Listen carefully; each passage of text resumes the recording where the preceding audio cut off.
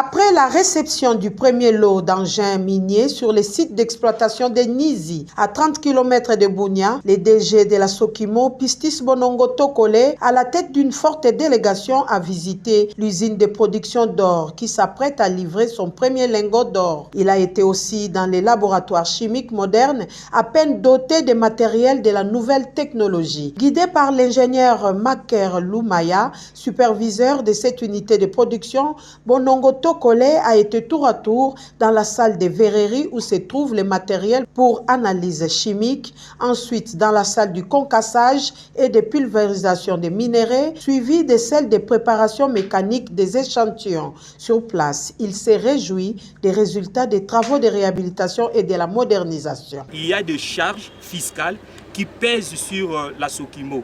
Et comme nous le savons tous, c'était le souhait et le vœu du chef de l'État que la Sokimo reprenne sa production d'or, que la Sokimo redevienne encore une fois de plus un opérateur minier.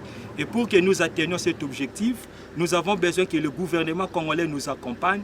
Après cette visite guidée, le numéro 1 de la Sokimo et sa délégation ont tenu une réunion dans la salle BTP Bonongo Tokole Pistis. Au menu, la reprise de la production des lingots d'or et la formation du personnel. De ce côté-là, on a avancé. Ce qui nous reste, c'est uniquement de nous rassurer sur la partie financière. Comme nous savons, nous dépendons des dividendes de Kibali. Pour le moment, on ne s'est pas encore réunis pour échanger sur les dividendes de l'exercice 2023. La partie usine est déjà prête pour la production. Il ne reste que les intrants chimiques qui arrivent incessamment. Mais ça fait au moins 12 ans que l'Okimo cherche à avoir le matériel, surtout les engins. La benne que j'ai vue là avec les développeurs, il n'y avait pas de volonté. Mais je crois, avec ce que nous avons, l'acquisition, que maintenant Kilomoto a, avec cette usine, puisqu'avant l'usine, c'était seulement, on nous parlait de l'eau, tout ça. Mais maintenant, là, on a vu que, malgré que c'est une petite usine, mais l'Okimo va produire. Nous commençons maintenant à exister. Nous qui partons, nous allons laisser quelque chose à nos enfants. C'est grâce à Pistis Bonongo les DG. Nous venons d'être honorés par une politique visible de la direction générale, celle d'acquisition des engins lourds pour les exploitations des parcs Félix Denise.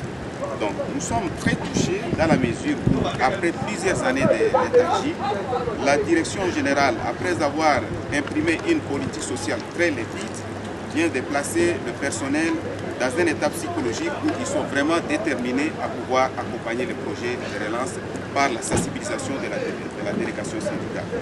Ici, ce qu'il faut noter, c'est le fait que les engins qui ont été commandés sont des engins lourds.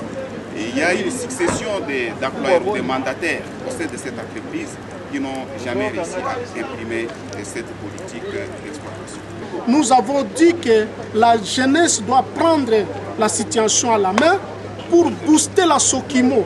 La Sokimo, c'est une très grande entreprise qui peut créer l'emploi à la jeunesse. C'est grâce à la relance, c'est grâce à la production de l'or à Nizi que même l'État congolais va donner l'emploi à la jeunesse à travers la Sokimo. C'est comme ça que vous allez comprendre que le gouvernement central doit soutenir la Sokimo.